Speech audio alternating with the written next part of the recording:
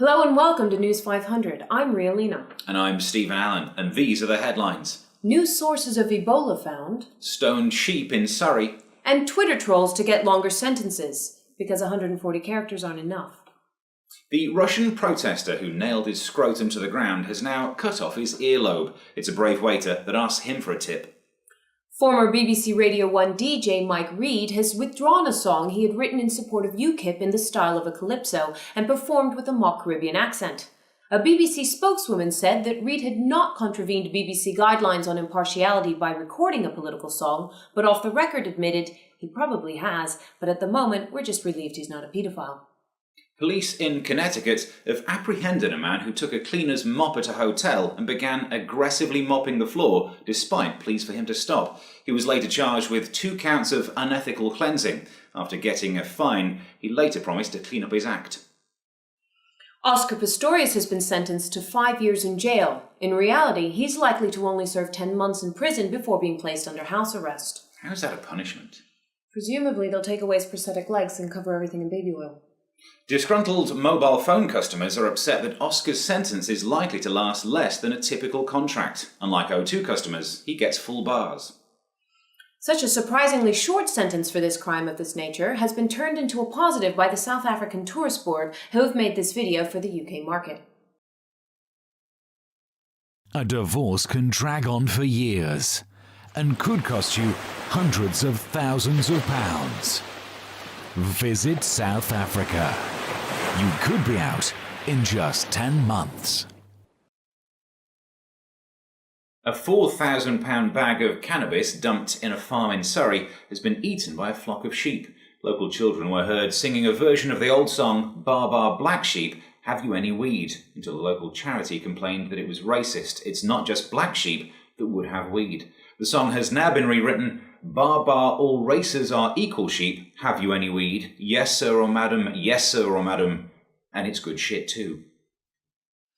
Graffiti artist Banksy's new Bristol work, Pierced Eardrum, was vandalized. Someone touched up the paint and redid the grouting. A paralysed man has been able to walk again after a pioneering therapy involved transplanting cells from his nasal cavity into his spinal cord. He said he was thrilled to be able to feel his legs again, but now his feet smell. An American tourist became trapped in a London Waterstones bookshop. He was finally freed 2 hours later unharmed. His only discomfort, he claimed, was that as an American in a bookshop, he had nothing to do. This story mirrors a similar incident last month when a Scotsman got locked in a fruit and veg shop and almost starved. With more news from America, we go now to our American correspondent, Eric McElroy. Thanks, Steve. I'm here in the U.S. for the U.S. midterm elections. This year has been a difficult climate for the Democratic Party. This is in part due to President Obama's low favorability ratings. People think he sucks now. Even voters from the African-American community have disassociated themselves from the president. One man was quoted as saying, "You know, that dude is only half white." The U.S. Senate also hangs in the balance with tight races throughout the country. Joni Ernst, a Senate candidate from Iowa, became famous for an ad that claims she grew up on a farm castrating pigs. She believes if elected, the skill will help her in the Senate because it's full of ball bags. There are a number of competitive governor's races as well. Pennsylvania Governor Tom Corbett has come under fire for a photoshopped image on his website. The image shows Corbett around a group of supporters, but the African-American woman standing next to him was photoshopped in from a web-stock photo company and has never even met the candidate. The spokesperson says the other photos on the website are legitimate, including images of his early sporting career and his moonwalk. In the crucial state of Florida, the governor's debate got hot before it even started. At the debate, current Governor Rick Scott refused to take the stage because his competitor Charlie Crist had a small fan under his lectern. However, a spokesperson for the governor denied he was refusing to debate and said the situation had been blown all out of proportion. The debate eventually continued as planned when cooler heads and knees prevailed. That's all for now. Back to you, Steve. Well, it can be hot under these lights. You keep a fan under the desk, don't you? Yes, I do. There could be an all-female mission to Mars in the future. They'll be gutted when they get there and find out it's not actually where men are from. Unless they're all lesbians. Then they wouldn't care. Well, it is possible, especially given how long it will take them to get there.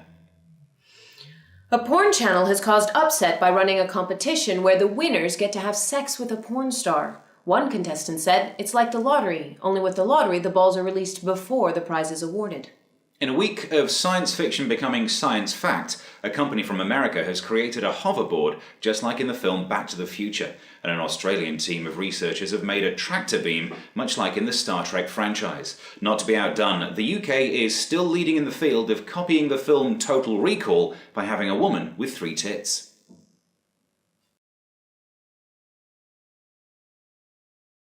Men in North Korea are still required to style their hair like their leader Kim Jung-Un.